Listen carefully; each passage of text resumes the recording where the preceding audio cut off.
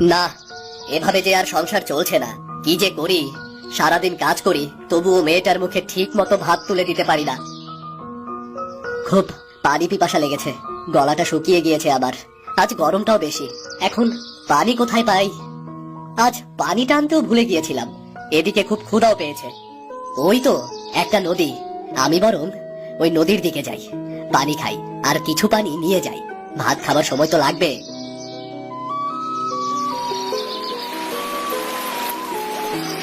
কাশিম জঙ্গলের ভেতর থাকা নদী থেকে পানি খেয়ে এরপর একটা পাত্রে পানি নিয়ে সে যেখানে কাঠ কাটছিল সেখানে আসে। কাশিম সেখানে এসে যখন খাবার খেতে যায় তখনই সেখানে একটা বুড়ি আসে। বাবারে, আমায় দুটো খেতে দিবি বাবা, খুব খিদে পেয়েছে আমার, কাল থেকে না খেয়ে আছি। কেন দেব না বুড়িমা, তবে আমি কিন্তু মরিচ পেঁয়াজ দিয়ে ভাত খাচ্ছি। আমার তাতেই চলবে রে বাবা, তবে তোর এই খাবারে কি পেট ভরতো? বুড়িমা, আমরা যে অনেক গরিব, একবেলা এই ভাতগুলো খেতে পারি, এটাই বিধাতার কাছে অনেক।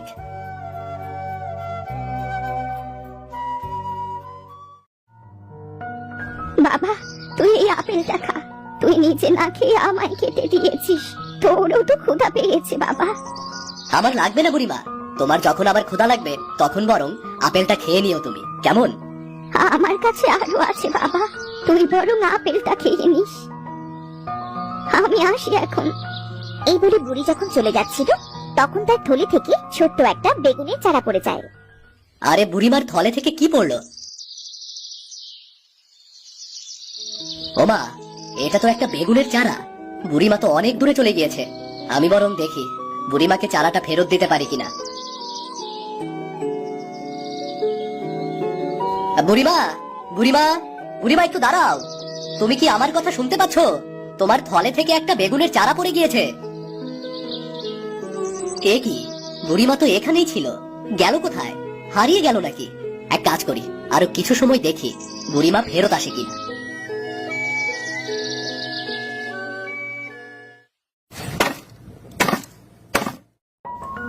খুব ক্ষুধা পেয়েছে, আর কাট কাটতে পারছি না। আমি বরং আপেলটা অর্ধেকটুকু খেয়ে বাকি অর্ধেক মেয়েটার জন্য নিয়ে যাই। কতদিন যে হলো ফল খাই না, কবে ফল খেয়েছি মনে নেই। অনেক সময় তো অপেক্ষা করলাম, এদিকে বিকাল হয়ে এসেছে। আমি বরং বাড়ি যাই।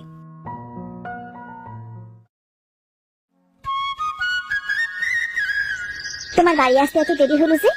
সেই সকালে গেছো, আর এখন তো সন্ধে হইতে চললো। আর বলো না গিন্নি, একটা বুড়িমার সাথে দেখা হয়েছিল, তার জন্য অপেক্ষা করতে গিয়ে দেরি হয়ে গিয়েছে। বুড়িমার জন্য কেন অপেক্ষা করছিলে? তবে শোনো,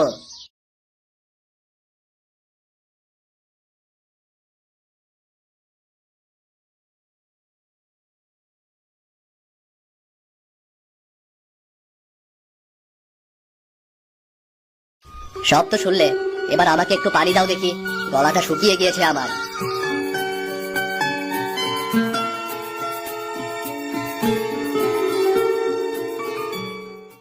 বাবা, এই বেগুনের চারাটা আমাদের জমিতে লাগিয়ে দাও। মা, তুই নে চারাটা বরং, তুই লাগিয়ে দিয়ে আয়। আজ আমার বড্ড কষ্ট হচ্ছে। ঠিক আছে বাবা। মায়া তার বাবার কাছ থেকে বেগুনের চারাটা নিয়ে তাদের সবজি খেতে লাগিয়ে দেয়, আর এরপর সে বাড়িতে চলে আসে। রাতে খাওয়া দাওয়া শেষ করে সবাই যে যার মতো ঘুমিয়ে যায়। পরের দিন এত অল্প জমি, তার উপর আমার সব সবজি চুরি করে নিয়ে যাচ্ছে। কি যে করি গিন্নি। আমাদের এই জমি থেকে যে ফসল ওঠে তা দিয়ে তো সংসার চালানোই দায়। মানুষ সবকিছু জেনেও সে কেন এমন চুরি করছে? তার উপর আমাদের সবজিও ভালো হয়নি এবার। সারা বছর যে কেমন করে চলবো একমাত্র বিধাতা জানেন। যাই হোক, বলি এবার বাড়ি চলো। ওমা, এই বেগুন গাছটা কোথা থেকে এলো গো? আমি কাল বেগুন গাছটা লাগিয়েছিলাম, সেটাই তো। একদিনেও তো বড় হলো কেমন করে? বাহ, একদিনে বেশ বড় হয়ে গিয়েছে। কি আশ্চর্য বেগুন গাছ এটা। যাই হোক, তোমরা বাড়ি যাও, আমি বেগুন গাছটায় পানি দিয়ে আসছি। ঠিক আছে, তাড়াতাড়ি আসিস কিন্তু।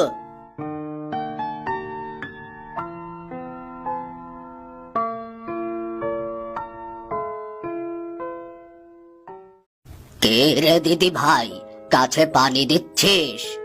জি দাদু। আমার না অনেক দিন ধরে মিষ্টি কুমড়ো খেতে ইচ্ছে করছে। তোদের গাছে কি মিষ্টি কুমড়ো আছে?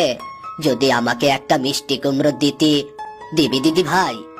তুমি যখন খাবার জন্য মিষ্টি কুমড়া চাচ্ছ, আমাদের কাছে তো একটাই মিষ্টি কুমড়ো আছে, সেটা তোমাকে দিচ্ছি। তোর বাবা মা বকা দেবে না তো? না না দাদু, বাবা মা জানলে বরং খুশি হবেন।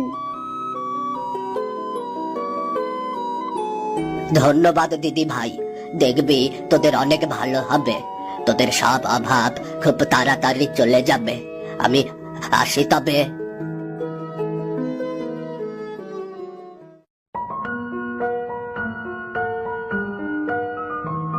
বাবা জানো, একটা দাদু এসে বলেছিল তার নাকি মিষ্টি কুমড়ো খেতে খুব ইচ্ছে করছে। আমাদের কাছে যে মিষ্টি কুমড়োটা ছিল সেটা ওই দাদুকে দিয়েছি বাবা। মনে করেছিলাম আজ ওই মিষ্টি কুমড়োটা রান্না করব, আর তুই কেনা সেটা বৃদ্ধকে দিয়ে দিলি। আজ যে তাহলে না খেয়ে থাকতে হবে আমাদের। আহা গিন্নি, এত চিন্তা করো না, মেয়েটা তো ভালোই করেছে।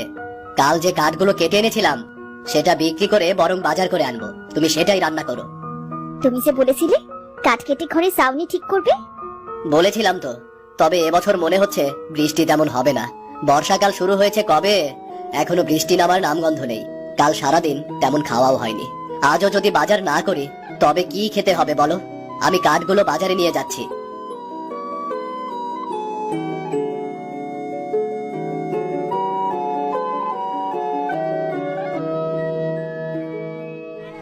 কাশিম কাঠ নিয়ে বাজারে যায়। তার কাঠ তেমন ভালো না হওয়ায় কেউ সেগুলো নিতে চায় না। কাশিম অনেক জনের কাছে কাঠ বিক্রি করতে চেষ্টা করে। শেষে একজন বলে, বলছি এই কাঠ তো ভালো নয়, একদম শুকনো কাঠ, জ্বালানি হিসেবে বিক্রি করা যেতে পারে। আমি তোমাকে এই কাঠগুলোর জন্য অল্প কিছু টাকা দিতে পারি। এই নাও 70 টাকা। চাচা, অনেক কষ্ট করে কাঠগুলো কেটেছি, 70 টাকায় হয় বলুন? তবে তুমি তোমার কাঠ নিয়ে যাও, আমি নিতে পারবো না বাবু। আচ্ছা চাচা, 70 টাকাই দিয়ে আমাকে। কাশিম টাকা নিয়ে চালের দোকান থেকে চাল কিনে বলে, চাল কিনে তো সব টাকা শেষ হয়ে গেল, এবার বাজার করব কি দিয়ে? কি আর করা, গিন্নিকে শাক রান্না করতে বলবো।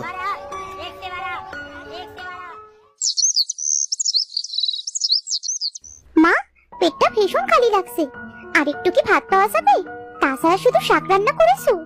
তুই তো দেখছিস রে মা, জমি থেকে সবজি চুরি করে নিয়েছে। একটা মিষ্টি কুমড়ো ছিল, তাও তো দিয়ে দিয়েছিস। কাল জমিতে নতুন সবজি হলে হয়তো আবার রান্না করতে পারবো। নে, আর দুটো ভাত নে। মায়া, তুই একটু ধৈর্য ধর, বিধাতা দেখবি ঠিক আমাদের সাহায্য করবেন। এরপর খাবার খেয়ে যে যার মতো ঘুমিয়ে পড়ে। পরদিন সকালে, মা বাবা, আমি সবজি খেতে যাচ্ছি, সবজি বড় হয়েছে কিনা দেখতে। আজ আমি শাক দিয়ে ভাত খেতে পারবো না মা। ঠিক আছে রে মা, যা।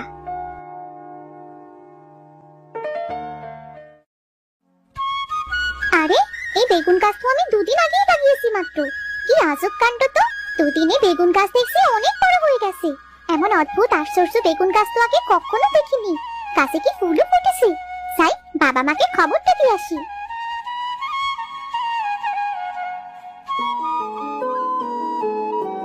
কি বলছিস? কাল তো দেখেছিলাম একটু বড় হয়েছিল বেগুন গাছ, আজ আমাকেও ছাড়িয়ে গিয়েছে। বেগুন গাছ এত বড় হয় নাকি? তুই মনে হয় স্বপ্ন দেখেছিস। আমি সত্যি বলছি বাবা, আমি স্বপ্ন দেখিনি। ওই বেগুন গাছে হাজার হাজার ফুল ফুটেছে। মেয়েটা যখন এত করে বলছে, তখন চলো না গিয়ে দেখে আসি।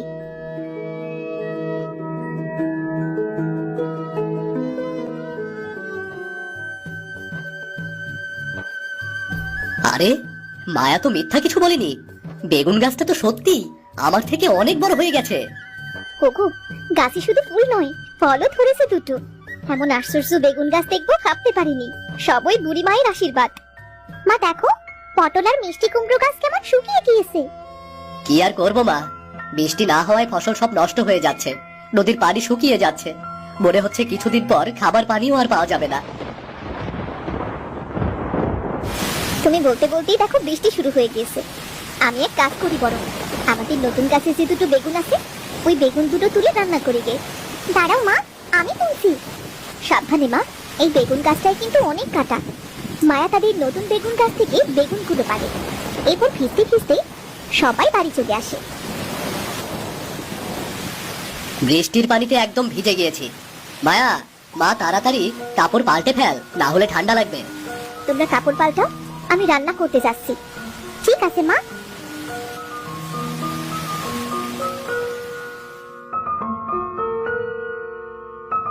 সুন্দর ঘ্রাণ বের হয়েছে। এমন ঘ্রাণ তো আগে কখনো পাইনি। খেতেও দারুণ লাগবে। বৃষ্টিটা কম হয়ে গিয়েছে, এবার ফসলগুলো ভালো হবে। আচ্ছা বাবা, আমাদের বেগুন গাছটা তো 2 দিন আগে লাগিয়েছি, তাহলে আজ এত বড় হলো কেমন করে? আর বেগুনই বা ধরলো কেমন করে? জানি না রে মা, এমন আশ্চর্য বেগুন গাছ আমি আগে কখনো দেখিনি। সবই বিধাতার আশীর্বাদ রে। কাশিম আর মায়া আরো কিছু সময় গল্প করে। মোহিনী রান্না করা শেষ হতেই সবাই মিলে খেতে বসে। এরপর সবাই একসাথে খাবার খায়। বেগুন খেতে এতটাই সুস্বাদু ছিল যে একবারে সব বেগুন রান্না খেয়ে ফেলে। অন্যদিকে কাশিমের জমিতে রাতে চুপি চুপি মালতী চুরি করতে যায়। তোরা করবি সবজি চাষ, আর আমি তোদের সবজি চুরি করে বিক্রি করব। লাউ গাছে 2টো বড় বড় লাউ হয়েছে, নিয়ে নে। ও মা, এখানে দেখছি একটা বেগুন গাছও আছে। তা এত বড় বেগুন গাছ তো আগে কখনো দেখিনি। গাছে দেখছি অনেকগুলো বেগুনও ধরে আছে। এত বড় বেগুন হয় নাকি? কি আশ্চর্য বেগুন গাছ এটা। চাই তো বেগুন গাছ থেকে কিছু বেগুন তুলে নি। এই বেগুনগুলো বিক্রি করলে আমার কম করেও 15টা দিন ভালোই কেটে যাবে। এই বলে মালতী যখনই বেগুন গাছে হাত দেয়, ঠিক তখনই বেগুন গাছের কাঁটাগুলো অনেক বড় হয়ে মালতীর সমস্ত শরীর টাইট করে বেঁধে ফেলে। হে কি হচ্ছে আমার সাথে? কি আশ্চর্য বেগুন গাছ এটা, তার কাঁটা দিয়ে আমায় বেঁধে ফেললো। এখন কি হবে? ছেড়ে দে আমায়, খুব ব্যথা করছে, সমস্ত শরীরটা জ্বলছে। আমার ভুল হয়ে গিয়েছে, আমি আর কোনোদিন চুরি করব না। বেগুন গাছ, ও বেগুন গাছ, তুমি আমায় ছেড়ে দাও।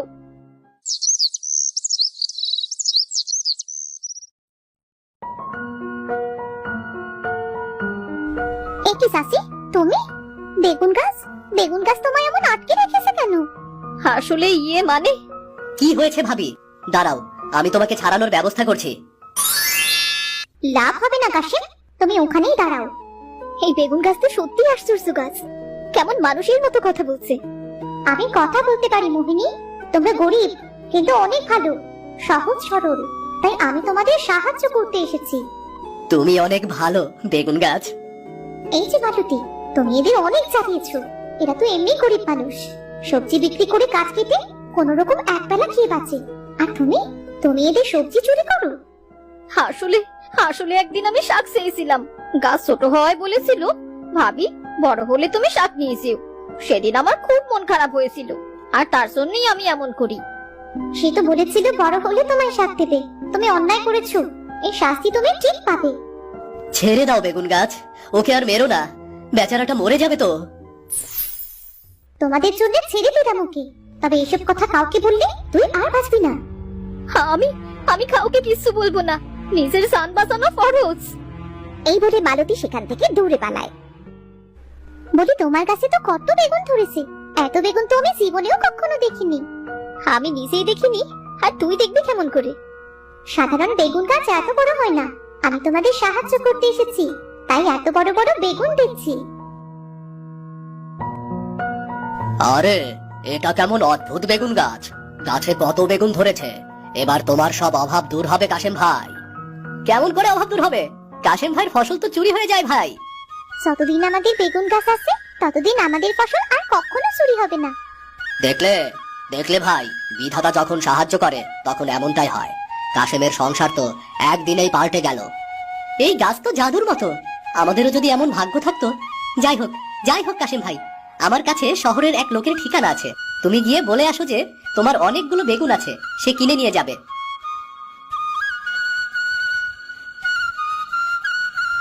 তোমরা আমার অনেক বড় উপকার করলে। তোমরা দুজনে এই 2টো বেগুন নিয়ে যাও, এর স্বাদ অনেক ভালো। একটা বেগুন তোমাদের 2 দিন হয়ে যাবে। তুমি ঠিক বলছো। আচ্ছা, আমরা গেলাম, জমিতে আবার অনেক কাজ আছে আমাদের। রফিক আর রায়ান চলে যায় সেখান থেকে। কাশিম রায়ানের দেওয়া ঠিকানায় যেয়ে তার বেগুন বিক্রির কথা বলে।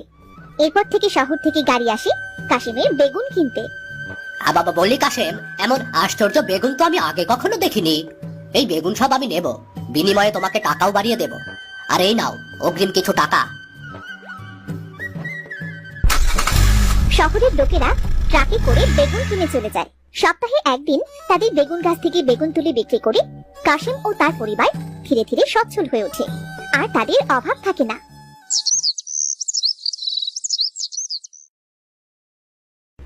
এই বেগুন গাছ কোনো সাধারণ গাছ নয়, এটা আমার আশীর্বাদ।